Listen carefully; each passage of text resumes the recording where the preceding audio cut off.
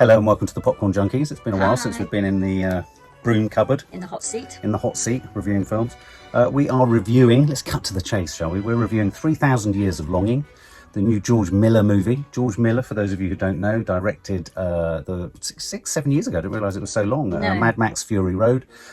He's in the process of shooting, or certainly pre-production of Mad Max Furiosa. Furiosa, I know, that's exciting, isn't it? And this is, I think did he not also direct The Witches of Eastwick? Oh, he probably did a long time ago. Pretty sure he did.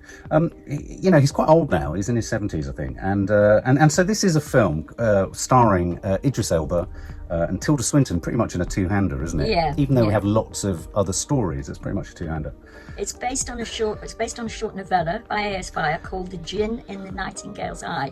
The Nightingale's Eye is the bottle, the name of the glass. I wasn't sure if you picked that up because it's said very quickly in the film. What are our feelings first and foremost about Idris Elba and Tilda Swinton? Well, I thought it was a partnership that definitely couldn't work. I'm agnostic on Idris Elba. I thought he was kind of good in Suicide Squad. My worry with Idris Elba is that he's very one note and always the same. Not only across films, but within films. Okay. I feel it's weird. I often feel there isn't huge arcs in his character, regardless of when there are arcs. It's weird. I feel he doesn't translate them for me. So I always enter an Idris Elba film not particularly excited. No, I used to think that, but then I saw him in a film called Molly's Game with Jessica Chastain. He plays the lawyer, and he was drop dead brilliant. Yeah. And I think that sometimes he gets bored with what he's acting. Well, sometimes I can feel his boredom. Oh, okay. Yeah. Tilda Swinton, I think also a bit of an acquired taste. And if I'm honest, when I saw the trailer, I wasn't looking forward to it. Not that it was a bad Yorkshire accent, but there's a weird thing kicks in when you know it's not her accent. You're thinking all the time, oh, what a good Yorkshire accent. I just didn't think she needed a Yorkshire accent. It distracted me. Oh, did it? Because I just know it's not her accent. So oh, okay. I thought it was a pretty good accent. It was a great accent, but why? So all I kept thinking was, in so many scenes, she's doing I kept thinking she's doing a really good York, but that gets in the way of enjoying the film because I'm just thinking, so there's that. And you're right. So it's called The Genie in the Nightingale's Eye, and the Nightingale's Eye is what? Well, she goes to the market in Istanbul, and it's just the Grand Bazaar. The Grand Bazaar, not just amazing. I have, and I'm now going to introduce for the first time in Popcorn Junkies ever what they used to call artificial aids when they were doing sort of lectures. A prop. This came from that very market. Wow! Show it. Can the camera see it? And I found it in my flat after I've seen the film twice, and I just was cleaning my flat, and believe it or not, I found this. Wow! I mean, the one in the film is blue and it's narrow. Well, it kind of changes, doesn't it, across the film? It's sort of in various. But I just thought I have got to take that's that. That's a brilliant looking one, isn't it? Yeah. Is it cuter? I don't know. Yeah, I think it is. But the fact that it came from there, and that's great. It's absolutely astonishing. I love that. Good. I really like that. And perfect for wine and be careful, somebody might pop out who you don't expect. Anyway, so this is a twist for me. If you want a quick grab on this is a sort of reversion of almost Arabian Nights, isn't it? Very good. Was it 1001 Arabian Nights? Absolutely. She's a narratologist, which I think is a great word, isn't it? Yeah, I don't know if it exists. It means she's a scholar of stories. She's a scholar of stories, which in itself immediately makes any film which establishes that as kind of like, right, this is going to be a film about storytelling. This is all storytelling and all that kind of stuff. Also gives her, it makes sure that she's got her credentials for being absolutely knowledgeable about things that don't exist, in a sense. I mean, about stories rather than real life. Did you relate to that as a librarian? I so related to that. I bet you did. I thought that as I was watching. Yeah. She's clearly a sort of spinster type. She likes to be on her own. I'm a solitary creature by nature. I have no... Yeah, she sort of talked about being at school and how she was on her own, and we had a little animated sequence there, didn't we? And quite quickly in this film, well, no, I tell you what, very early on, I mean, almost the first shot as she gets out of the car and walks through the airport, we are shown these curious visions. Yes. Demons or gods strange little people. And one of them's in the trailer. Now, the thing about the trailer that got me very excited was I thought, yes, lots of little weird shit, like the guy who was looking at her. Yeah. And I've seen him slightly frustratingly, that was it, in terms of, outside of the kind of Arabian Nights sort of storytelling. But also the music in the trailer was brilliant, and the biggest loss to me was that music, which I thought was brilliant. That's interesting. Yeah. So I thought, oh great, and then she's at a lecture hall, and while she's giving a lecture, there's this really stern-looking kind of apparition. Pretty scary. Pretty scary, and I thought, okay, this is going to be hallucinogenic, and I was kind of tying up my seatbelt, and I was going, great, I'm strapping in for the ride. This is going to be, and then it kind of stopped being that. Yeah. What were they trying to say? Do you think at the beginning there? Yeah, I'm not sure, but the thing is that she's obviously been overworking. This is her sort of backstory, if you like. She's been overworking. Yeah. She's increasingly seeing things that aren't there, which is what she puts everything down to until she reaches the bottle in her hotel room. Yes. And what she does is she's got the same sort of way of dealing with it all. She closes her eyes, she counts to 3, opens her eyes, and generally the thing is gone, so she knows it's her imagination. In this case, she's giving a lecture at the hall. She sees this really weird guy, and believe me, he is, and he gets closer and It's closer. frightening, isn't it? What her sort of thing that she doesn't work, and she ends up fainting, doesn't she? So then the guys pick her up and say, you've got to stop working so hard, Tilda. And she's very matter of fact, and she says, there's nothing wrong with me, marches back to her hotel room, then goes to the bazaar, and what happens. Well, then she, gets the top, she kind of cleans it, scrubs it, flicks the top off of the genie's bottle, if you like, the Nightingale's eye, or whatever it's called. I like the what do you call a mobile toothbrush? Oh yeah, the mobile toothbrush. Yeah, Yeah. people in the audience actually went, ugh. No, And then he shoots out. And there's no surprise because this is in the trailer. He shoots out, and he's giant. He's enormous, and his foot sticks through the door. And we have really then. I think what I was surprised by was how it started in a way that I thought was going to be unexpected and surprising. Yeah. And then I felt it became incredibly conventional. I thought, okay, we have a glum genie, which we've seen before. Even Will Smith did that in Aladdin. The idea of being trapped in a genie. And even Robin Williams said it in the animation. Does it 50,000 years in a in a bottle? And so I got that. I genuinely thought that Idris Elba's one note, slightly bored with all the parts he plays vibe suited a genie because he seemed so fed up and he was monotone and he was sort of heavy-hearted. And he just kind of wants to deliver on the 3 wishes. And what I liked about that was it's the standard narrative. Yeah. And then the film kind of proceeds to kind of, and this is where I think it gets a bit confused, proceeds to either try and confirm that narrative or deny that narrative by telling other little narratives. It certainly doesn't puncture the narrative in the way that I think he was... Puncture it, sorry. Well, the way that he then proceeds with the story, Yes. it's very traditional. He literally shows us the 3 things that have happened to the genie in order, in a totally... And the stories are fantastical, Yeah. and they look sort of brilliantly odd. There are sort of hallucinogenic moments in them. Some are much better than others. Some though, are don't much you better think? than others. I mean, we've got sort of concubines, you've got harems, you've got so many sort of wild and wonderful stories. And I'm a huge fan of that whole Middle Eastern thing. And it was, I was really getting that sort of Middle Eastern vibe.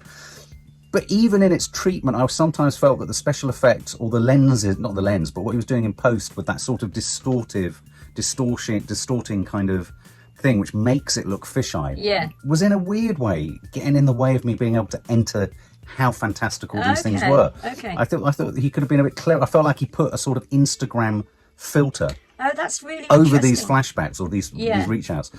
And I suppose I found them more interesting. But I tell you what, I was really shocked by was how conventional it all was in the hotel room. Yeah. So stacked. I mean, I tell you what I was reminded of at times. Yeah.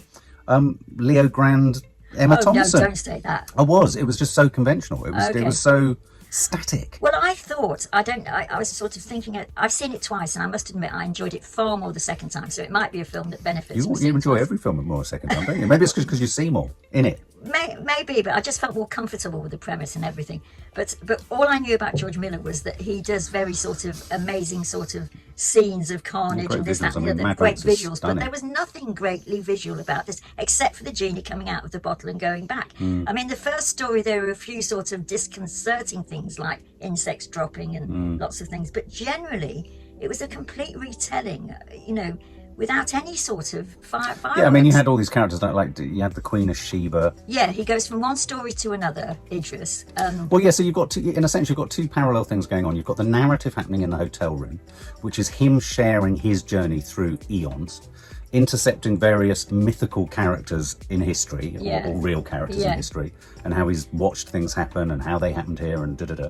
And then you've got the other narrative of her, in a sense, I couldn't really understand what she was feeling in respect of him until at the end you felt like there was some suggestion of a relationship or she wanted something more from him. And then anyway, he was demanding in a sense of her, as he had demanded of other characters across time, she deliver on the 3 wishes.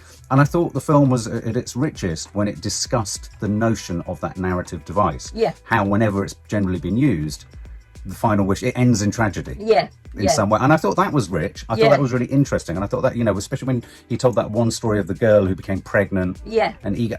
And I thought it was interesting because I've really thought about it since. I thought I could have done with more of that. I thought it could have actually become more theoretical.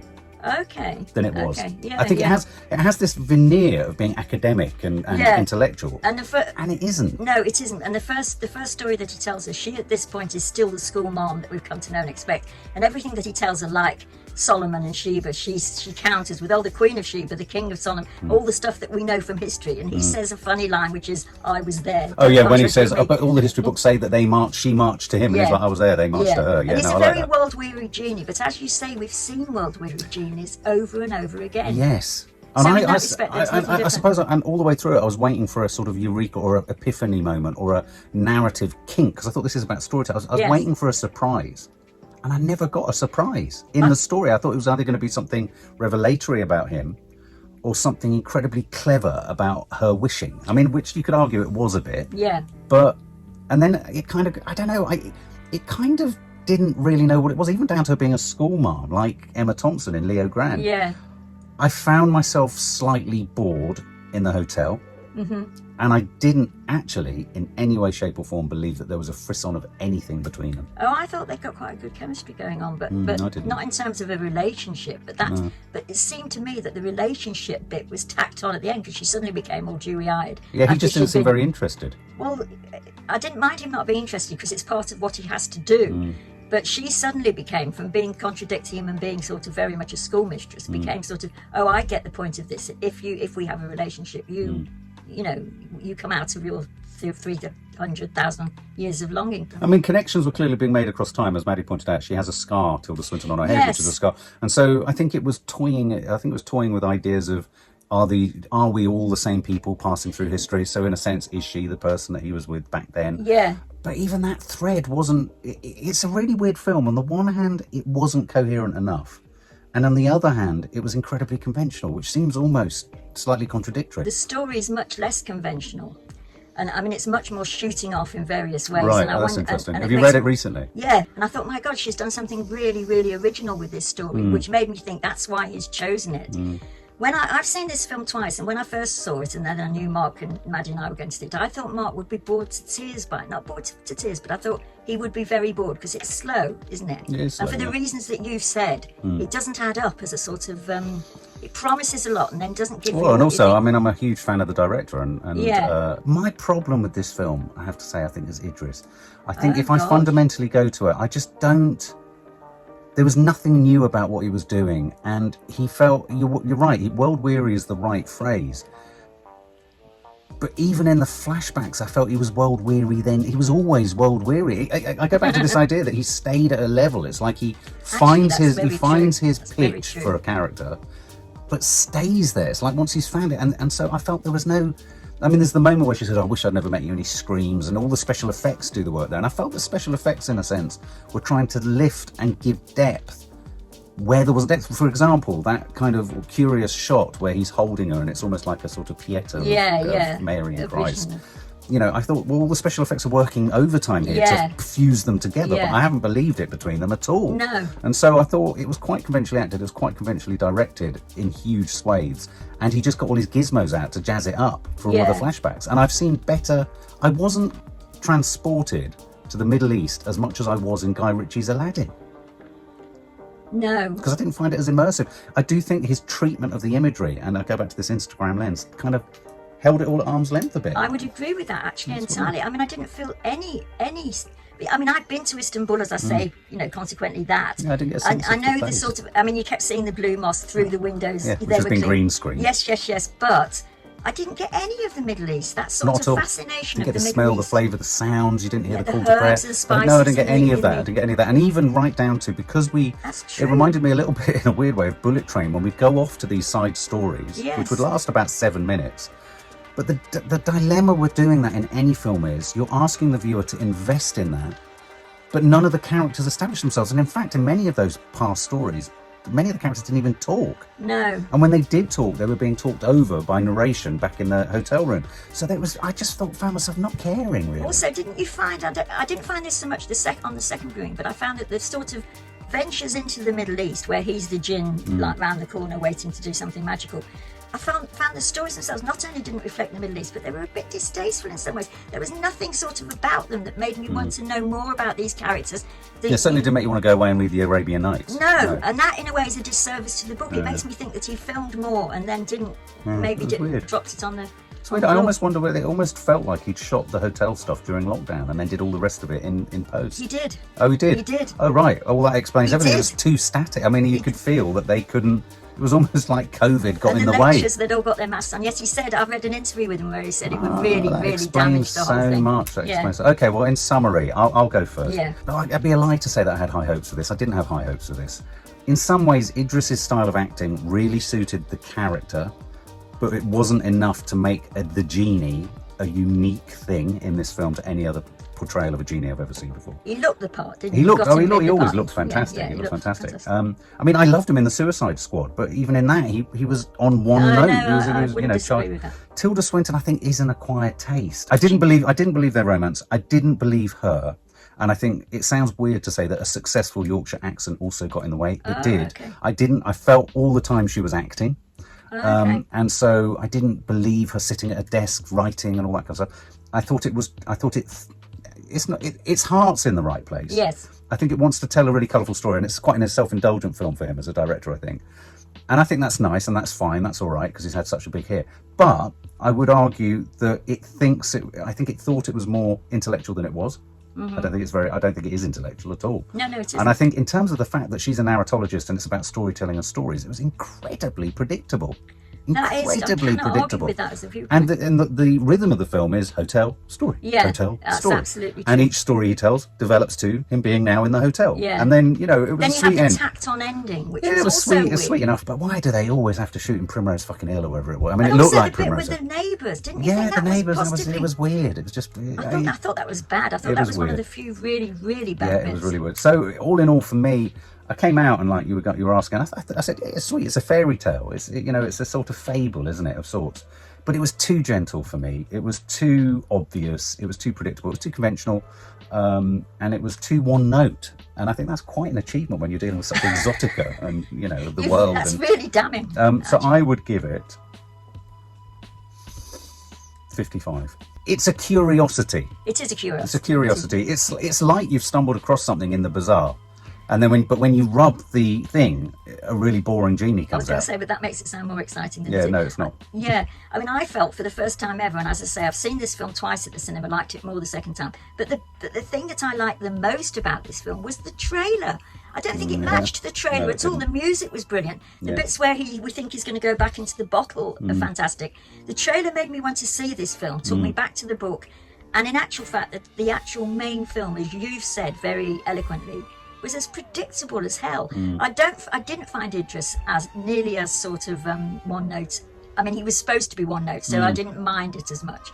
I thought he very much looked the character. Oh, he looked great. I don't mind her at all, except there was no sort of real evidence of her being a storyteller at all. I think it had much greater ideas than he managed to convey. Yeah, I agree. And I would give it 35. Wow, lower than me. Lower than me, yeah. I mean, I thought what they should have done or could have done was I think they should have laced and threaded more of that little guy at the airport and the guy in the lecture hall. I think they should have threaded more of that into the present, and I think that would have been a bit more captivating or just a little less predictable. It would just made you go, oh, I don't know what's going to happen here. Whereas you knew when you returned to the hotel room it was going to be pretty standard. They've got this. Yeah. You know that little man in the airport? Yes, he could live in that. No, he was on the tube the other day. He came down the escalator opposite the actor? Yes. How freaky. For more film and family fun, don't forget to click the subscribe button and make sure to click the bell to never miss an update.